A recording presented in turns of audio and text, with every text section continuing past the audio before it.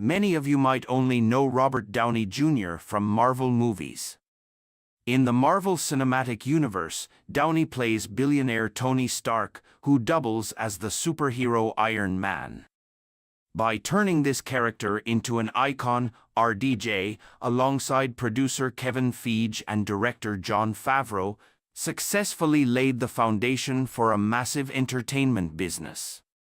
However, RDJ's peak success isn't limited to the MCU. He's been acting since childhood and has had a long career filled with challenges. So, how did RDJ rise to become the superstar he is today? Robert Downey Jr. was once the highest-paid actor in Hollywood from 2013 to 2015. His movies have grossed over $14 billion globally, a remarkable feat achieved by only a handful of actors, cementing RDJ's place as one of the most successful actors today. However, the road to success was steep, fraught with obstacles from both external pressures and his inner struggles. Who is Robert Downey Jr.? RDJ's full name is Robert John Downey Jr., born on April 4, 1965, in Manhattan, New York. His entry into the film world wasn't by chance. He comes from a filmmaking family. His father, Robert Downey Sr., was an indie filmmaker known for his offbeat works, while his mother, Elsie Ann Ford, his father's first wife, was an actress. RDJ's artistic talent, unique sense of humor, and honest storytelling have always stood out in his work. However, there were times when his darker side threatened to undo everything he had worked for. To truly understand RDJ's journey, we need to know where he came from. Before RDJ became Iron Man, he was the son of Bob Downey, the filmmaker. So, who was Robert Downey Sr., and how did he shape the RDJ we know today? For RDJ, becoming a global film icon was unimaginable during his childhood. His father was an underground filmmaker, far removed from the glitz and structure of Hollywood. RDJ's acting debut was in one of his father's films. At just 5 years old, he appeared as an extra in Pound, 1970. While Bob Sr.'s work was recognized among filmmakers, he was nowhere near as famous as his son. Fortunately, in the documentary Sr., produced by RDJ, we get a glimpse of his father's life before he passed away in 2021. If you have time, you can watch this Netflix documentary to see just how similar father and son truly are, a clear case of the apple not falling far from the tree. RDJ's mother, Elsie, first met Bob Sr. during their Broadway theater days. The two hit it off and eventually got married. Elsie was a talented actress who could work anywhere but chose to work alongside Bob Sr. She was also a natural comedian, so it's no surprise that RDJ inherited his sense of humor from both parents. One of the first things RDJ's father passed on to him was their family name, Downey. Bob Sr.'s original last name was Elias, but to enlist in the Army underage, he used a fake birth certificate with his stepfather's last name, Downey. As a child, RDJ grew up surrounded by people working on his father's films. After releasing Chafed Elbows in 1966, Bob Sr. and Elsie entered a highly productive phase of writing and filmmaking. They were so busy that RDJ's crib was placed in the room where they reviewed daily footage from their shoots. Hearing the sounds of filmmaking, the clapboards, and conversations on set daily, RDJ felt like he was being programmed to enter the film world too. Despite the family's financial ups and downs, his father's passion for filmmaking never wavered, and he would create movies with whatever resources were available. RDJ understood that his family was different and that his father was a complex figure.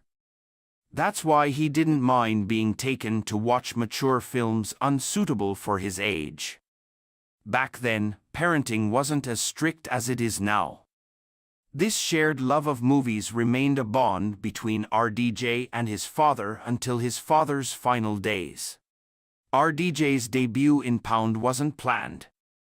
They simply didn't have a babysitter, and the script required a child actor. So, RDJ was cast. On camera, young RDJ appeared shy, but his performance perfectly suited the role. He only had one line, but his delivery was so good they nailed it in one take. Even at a young age, RDJ showed great acting talent, as everyone immediately asked who the kid in the movie was. He seemed to instinctively understand acting without direction from his father. RDJ later said that when a camera was near, it was his cue to play with his dad. Elsie also appeared alongside RDJ as his on-screen mother in Bob Sr.'s Greaser's Palace, 1972. RDJ was very proud of this film because he was old enough to grasp the concept of acting by then. Unfortunately, it marked the last time his parents worked together harmoniously. Bob Sr. consumed a lot of illicit substances, becoming addicted to cocaine and marijuana. This addiction impacted his filmmaking process, delaying post-production by up to 2 years. Tragically, when RDJ was just 6 years old, Bob Sr. offered him marijuana, a decision that would have long-lasting negative effects on RDJ. Bob Sr.'s unstable physical and mental state eventually led to his marriage breaking apart. He and Elsie separated. Bob Sr. carried this regret for a long time, even reflecting it in his films. In Hugo Pool 1997, there's a scene where a character apologizes for leading others astray with drugs. RDJ recognized that, as a filmmaker, this was his father's way of processing his guilt. After his parents' divorce in 1978, RDJ moved to California with his father and attended school there. However, knowing his passion was acting, RDJ dropped out of Santa Monica High School and returned to New York to chase his dream. Like many actors, RDJ began his career on Broadway, appearing in plays such as American Passion. In 1985, he joined the cast of Saturday Night Live. Unfortunately, low ratings led to harsh criticism, and RDJ was labeled one of the worst SNL cast members ever. This didn't stop him, as he continued to land small roles in films like Firstborn, where he first met Sarah Jessica Parker, his future girlfriend, and John Hughes' Weird Science.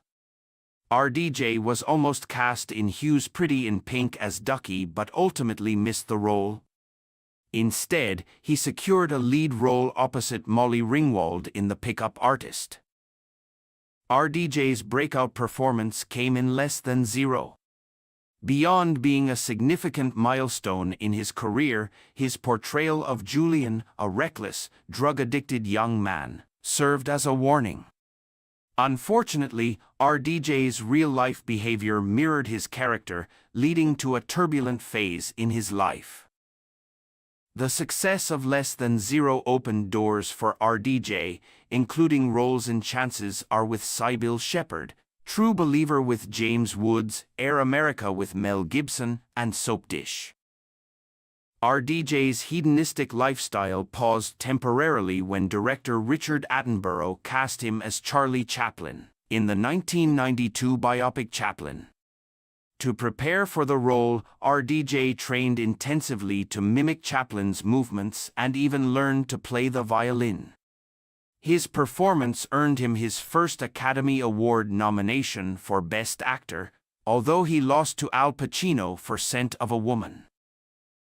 After Chaplin, RDJ starred in notable films like Robert Altman's Short Cuts, Oliver Stone's Natural Born Killers, and other popular titles such as Only You, a romantic comedy opposite Marissa Tomei, and U.S. Marshals alongside Tommy Lee Jones and Wesley Snipes.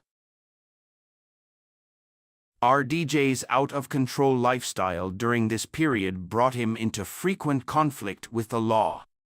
His possession of substances like cocaine, heroin, and marijuana eventually led to his arrest. In 1996, RDJ was apprehended for drug possession and carrying a firearm. He was placed on probation and ordered to undergo regular drug testing. However, in 1997, after skipping a drug test, he was sentenced to 4 months in the Los Angeles County Jail.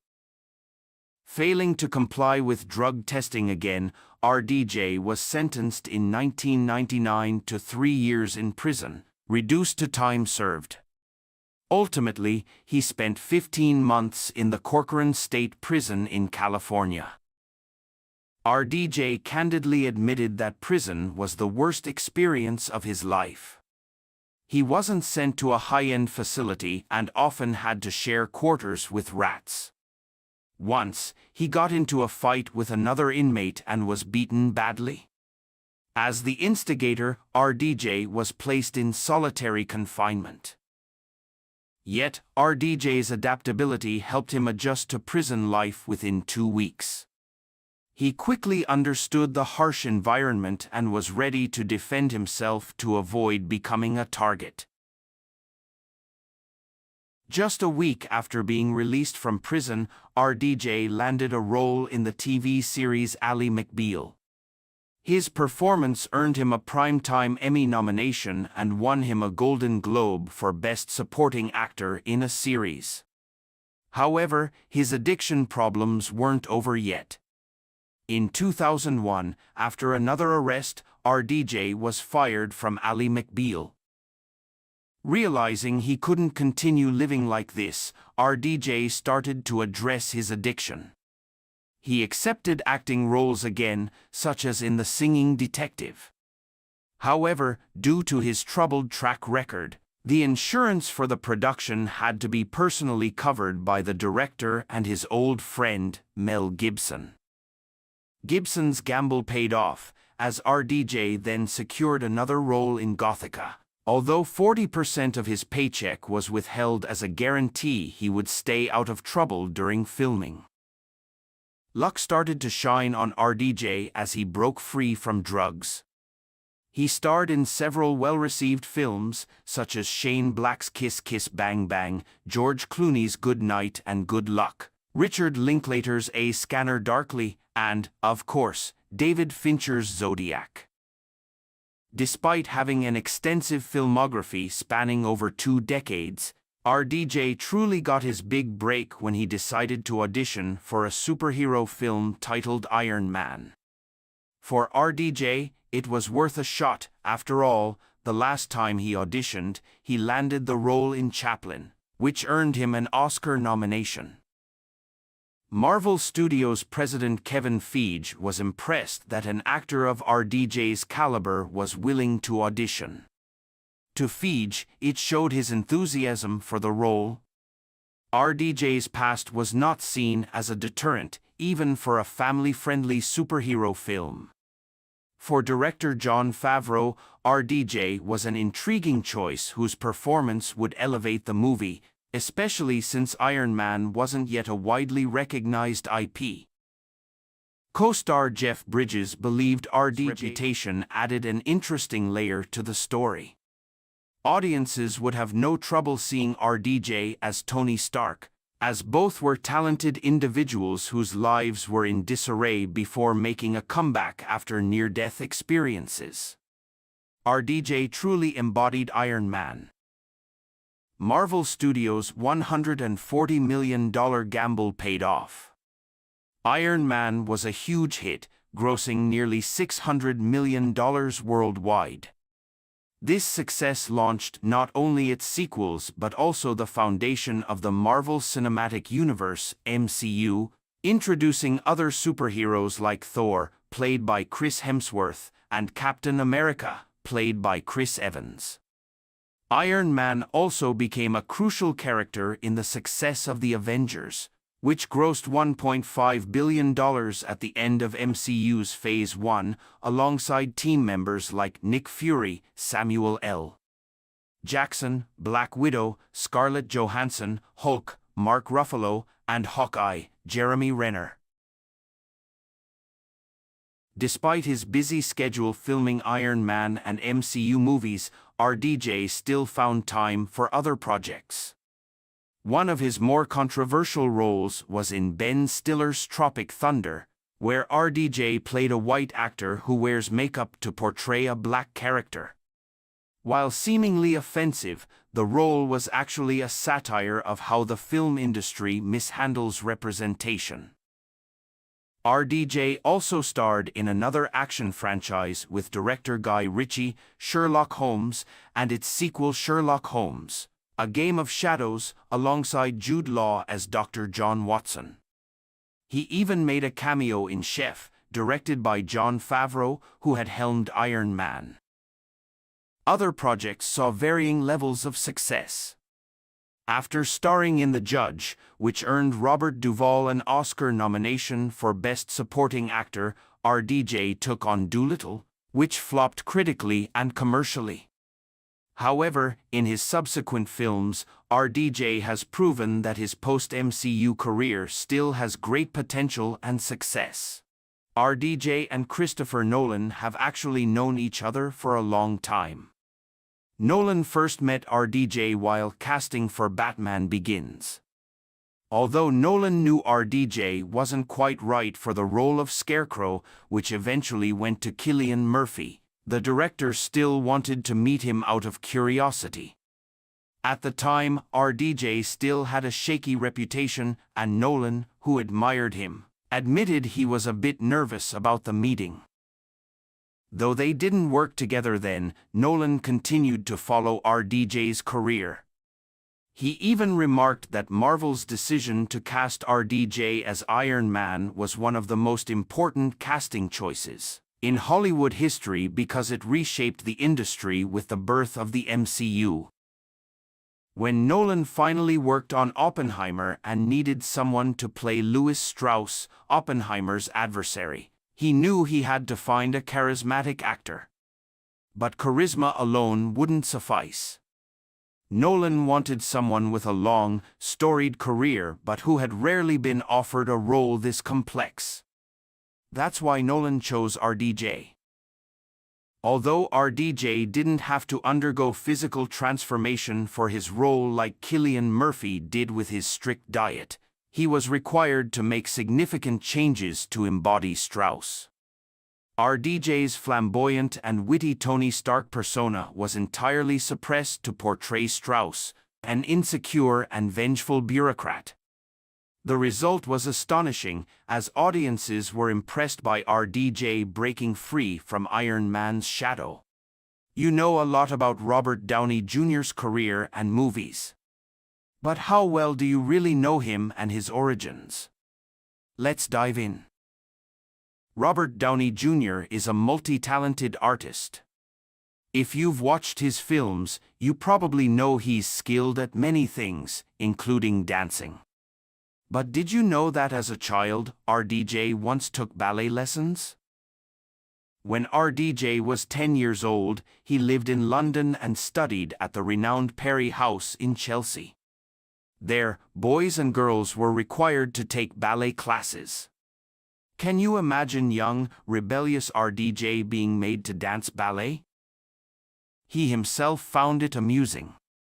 RDJ admitted that to maintain his bad boy image, he didn't take the lessons seriously. However, ballet training can be useful for actors. Fun fact: there's another MCU actor who's great at ballet, and it helped with his roles, Tom Holland, aka Spider-Man. Looks like Iron Man and Spidey really are besties. Besides dancing, RDJ also has a talent for singing. Talk about being a complete entertainer. RDJ has a pretty good voice and even released his own album nearly 2 decades ago. In 2004, RDJ released an album called The Futurist.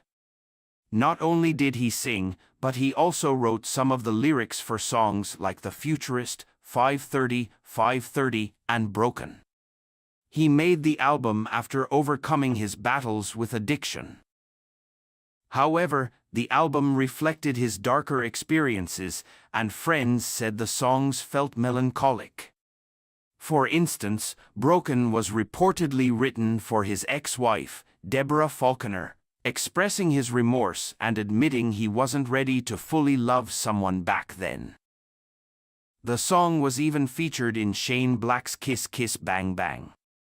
RDJ also performed live in Ally McBeal, including a rendition of The Police's Every Breath You Take. Despite his talent, his music career didn't take off. The Futurist sold only 16,000 copies in its first week and debuted at number 121 on the Billboard charts. By 2006, RDJ decided not to make another album, calling it a waste of energy. He preferred spending time with his family at home instead of being stuck in a studio. Before becoming the family man he is today, RDJ had a few relationships. One of his longest was with Sarah Jessica Parker.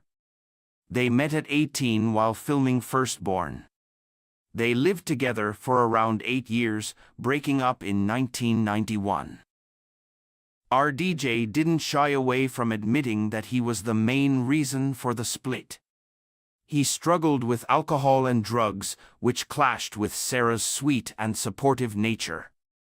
Sarah did her best to help RDJ and keep their lives together, but his habits eventually wore her down. While she believed she had kept his life from completely falling apart during those years, Sarah ultimately decided to leave. Despite his troubled past, RDJ's talent kept people eager to work with him. For instance, Elton John specifically chose RDJ for the music video of I Want Love. Director Sam Taylor Johnson agreed to take on the project only if RDJ starred in it. At the time, RDJ was in rehab. The team sent the album to his facility and asked if he was willing to participate. Surprisingly, RDJ agreed, and the entire video was prepared in just 5 or 6 days. The music video was shot as a one-take sequence, with RDJ walking through an empty house lip-syncing to the song. They filmed 16 takes, and the final one was chosen because RDJ was fully relaxed and in the zone. The result was an iconic, deeply personal performance. Although RDJ's early career was marked by self-destructive behavior, landing the role in Richard Attenborough's biopic Chaplin inspired him to take acting more seriously and tone down his excessive lifestyle. RDJ was once part of the Brat Pack, a group of young and wildly successful actors in the 80s. In a symbolic act of shedding his past, he gathered all the clothes he had worn during that era, including outfits from his movie Less Than Zero, and buried them in his backyard. At first, RDJ felt unsure about this seemingly random act. However, 4 days later, he noticed a shift in himself. He felt more prepared to leave behind the dark figure of his troubled past. In Iron Man, there's a scene where Tony Stark eats a burger. Surprisingly, this wasn't just a casual product placement but had a deeper meaning. One day, RDJ, under the influence of heavy drug use, stopped by Burger King for a meal while driving. He bought a burger that tasted so awful it made him realize just how messy his life had become. RDJ had a premonition that something terrible would happen if he didn't change. Grateful for this turning point, he drove to the ocean, threw all the drugs in his car into the water, and vowed to quit. The burger scene in Iron Man was his way of thanking Burger King and that terrible burger for helping him begin his recovery. From the moment RDJ was cast as Iron Man, he was eager to have his superhero face off against the Mandarin. He even pitched the idea to Marvel president Kevin Feige, believing that the Mandarin would make the perfect villain from the start. Feige, however, held off, wanting to wait for the right time to introduce the iconic character. It made sense, as the early movies focused more on Tony Stark's relationship with his father and his company. Unfortunately, Marvel's eventual attempt to bring the Mandarin into Iron Man 3 was disappointing, with fans feeling tricked by the fake Mandarin twist.